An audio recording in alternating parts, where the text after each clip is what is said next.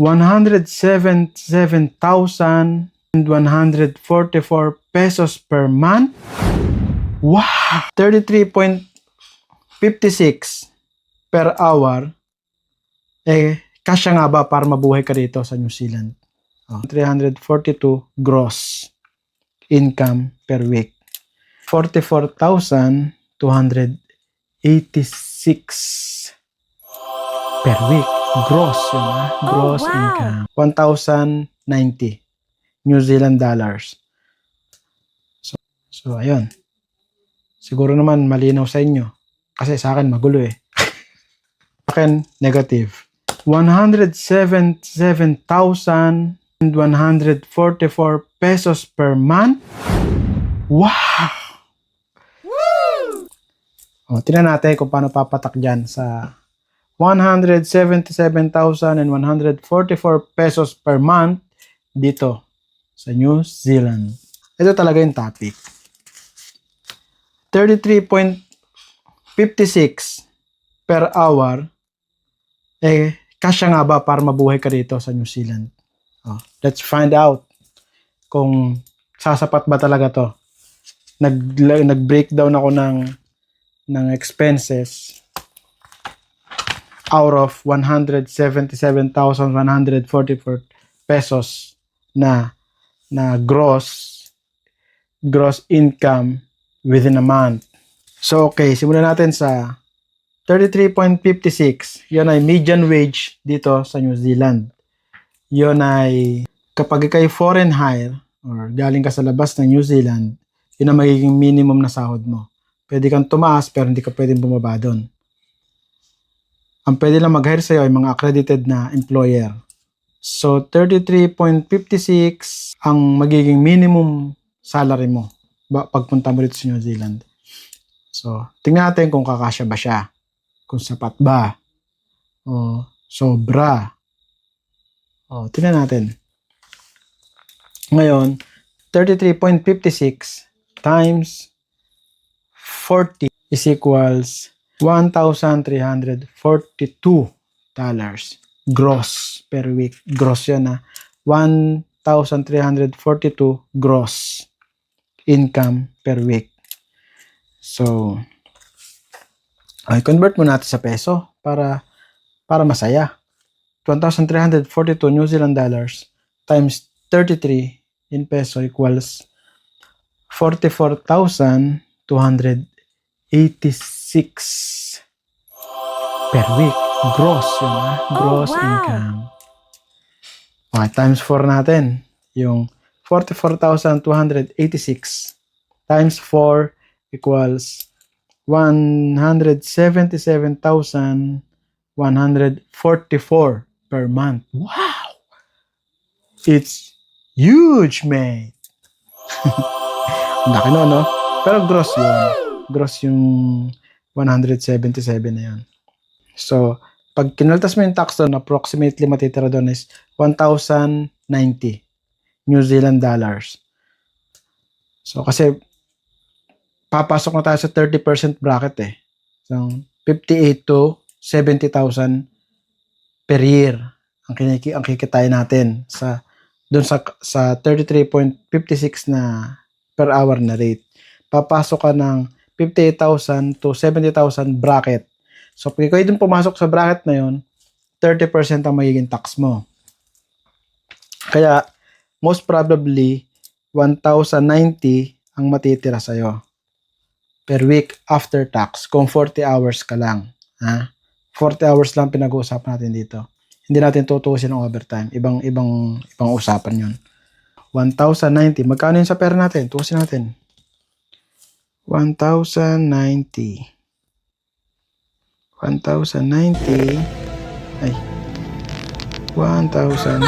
times 33 equals 35,970.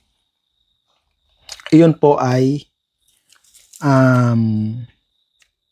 net income, pero yung expenses pa papasok pa doon. So kung meron kang 35,000 per week, hindi pa yun sa'yo lahat. Bawasan pa natin yun na expenses. So 1,090 New Zealand dollars minus 100. 100 para sa pagkain. Para sa akin ha. Yun ang halos, yun ang gastos ko. Pero ang akin naman siguro nasa 80 lang. Nilagay ko na lang siya ng 100 para round off na lang yun kasi minsan diba? So 100 per week.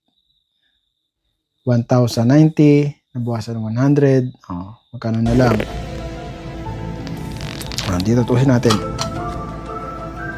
1,090 minus 100 para sa food, 990. So, depende yan kung paano ka kumain ha. Ito average lang ng mga nagtitipid. Minus sa bahay.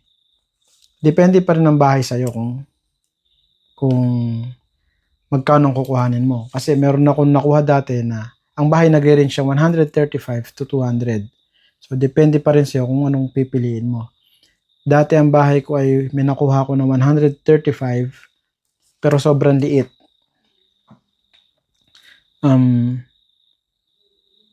Isang kamang maliit tapos konting gamit. So, sobrang lamig pagka winter. Pasok na pasok yung lamig sa loob kasi wala siyang mga insulation. So, hindi siya comfortable masyado para sa akin na. Kaya lumipat ako ng bahay dito kala paring Raymond na binabayaran ko ngayon ng 170 per week. So, sabihin natin 170. 990 minus 170. Minus 170 equals 820. So, ang nabawasan natin ay food at rent ng bahay. Yun talaga sobrang essential. Wala kang tax talaga doon. Ngayon naman, sasakyan. Payment ng sasakyan ko ay 128. Yan ay depende pa rin sa iyo kung magkano ang kinuha mo sa sasakyan. Yung nakuha ko 128 per week. So 820 minus 128 equals 692. New Zealand dollar na lang natitira. Bawasin naman natin ngayon ang petrol, gasolina per week. Sabihin natin 50. Malayong site na to. Kung mas malapit ka, mababawasan pa to. 50 per week. 692 minus 50, 642.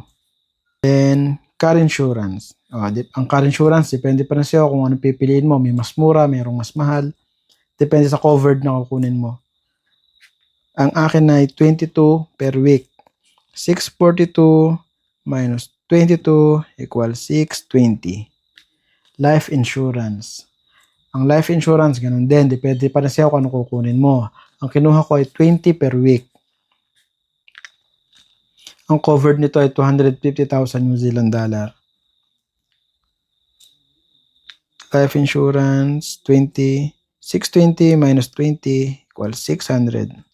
So, yung kaninang 1,090 natin ay 600 na lang natitira. Hindi pa tayo tapos. Internet data natin, 30 per week. 600 minus 30 equals 570. 1,090 down to 570. Konti na lang. Rego. Ito kasi mga yearly na to Hinati-hati ko na lang siya para makuha ko yung weekly. So, ang rego ko ay pumapatak ng 12 per week. 570 minus $12 equals 558. Ngayon naman, WOF. Yung rego is registration registration sa sasakyan. Itong WOF, warrant of fitness. Dito, chinecheck kung roadworthy ba yung sasakyan mo. Kung yung gulong mo manipis na, yung lahat ba ng ilaw gumagana, signal lights, headlights, brakes, mga pang-ilalim, mga rubber bushings, kung wala bang mga sira. So, yun. Check nila yun. Dinivide ko na siya. Nilabasan niya per week ay $5. So, 558 minus $5 equals 553. 1,090 is now down to 553, mga kapatid. Tapos, naglagay ako ng $50 for miscellaneous kasi meron tayong maintenance sa sasakyan. May PMS, napupudpud na gulong, biglang may nasisira. So, naglagay ako ng 50 for miscellaneous or minsan may kailangan ka pang bilhin na extras. So dito ko na kinukuha yung sa miscellaneous na to. 553 minus $50 for miscellaneous equals 503. So ito lang yung naaalala ko o pagkakaalam ko. Nag-triple check na ako sa account ko. Ito yung basic necessity ko. Ito ay nagto-total ng 587. So 1,090 is now down to 503. Ano ang kailangan mo para mabuhay dito? 587 para sa akin. Hindi tayo magkakapareho ng gastos, hindi tayo magiging pare-pareho ng pangailangan sa buhay. Wala pa doon yung wala pa doon yung remittance. So kung 503 lang natira, magpapadala ka ng 300, ako nagpapadala kasi 200 to 300, depende sa pangangailangan. So ilagay na natin sa 300. 503 minus 300 equals 203. So may 203 ka na lang na matitira after ng lahat ng expenses mo, including remittances. Paano kung katulad ko na so magkano ba yung 203? Yung 203 New Zealand dollars, magkano ba yung sa peso? Times 33 equals 6,699 per week times 4 natin, nagiging siya ay 26,796. Kung wala ka na ibang pagkakagastusan, ito na yung pwede mong maging savings. Pero sa katulad ko na may binabayaran na loan, so 503 minus 300, 203. Meron akong loan, 100 per week. 103 na lang. Paano yan? May hinuhulugan ako sa Pilipinas na L300. 170 yun per week. 170 per week. My 103 minus 170 equals 67. Negative 67. Negative 67. So, yung kaninang 177,144 pesos ay naging negative times 33 natin to. Negative pa ako ng 177,144 pesos ay nag-negative pa ako ng 2,211. So kung sa New Zealand dollar, yung 1,090 natin kanina ay nag-negative pa ako ng $67 sa aking expenses. So minsan may overtime naman ka nakakaraos. Pero kung walang overtime, doon tayo magkakaproblema.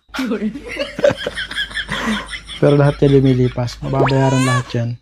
Kasi minsan naman may service sa trabaho, hindi mo na kailangan maggas. Yung pagkain naman, depende sa iyo kung paano mo titipirin. So, minsan na nagagawa ng paraan lahat ng bagay. Pero, kung itong masusunod, kung ito lahat magiging gastos ko at ito magiging oras namin per week, sigurado na. Negative $67 ako. Ayun, ito na may ginawa ko lang para. Pero tandaan nyo, meron pang overtime. Nagkakaroon minsan ng overtime. Hindi naman lagi, pero nagkakaroon naman. Doon na lang kami bumabawi. Pero kung basic lang na salary, para sa akin, kung hindi ka kasing gastos ko, kung hindi kasing dami ng obligasyon ko, yung obligasyon mo, malaki ang matitira sa'yo. Kung wala tong loan, tong L300, yung 200 na remittance, yung 503 mo, 503 na take home pay mo per week minus 200 mo na lang para sa remittance, may 303 savings ka pa per week. So 303 times times 4 equals 1,212 times 33 equals 39,996 per month ang pwede mong may-save kung hindi ka kasing gastos ko. So, ayun. Siguro naman malinaw sa inyo. Kasi sa akin magulo eh. Ewan ko lang kung nagets nyo ha. Hindi ako sure. Kasi ako hindi rin ako sure sa sarili ko sa mga pinagsasabi ko. Pero, yun na yun. Sa akin, negative. Kung ikaw, katulad lang nito, may matitira pa sa yung 300, good for you. Good on you.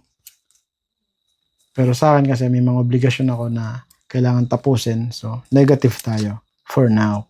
Matatapos din yan. So, ayun. Maraming salamat sa inyo. Sana ay hindi kayo masyado naguluhan sa math ko. Maraming salamat sa pagtsatsaga. At kung umabot ka dito sa video na to, papindot ako niyan, yung pulang buto na yan. Ha? Para naman mabawi yung hirap ko sa pagtutuos. At ako'y talagang sabog sa math. So, yun lang. Thank you. Maraming salamat sa inyo. God bless you all.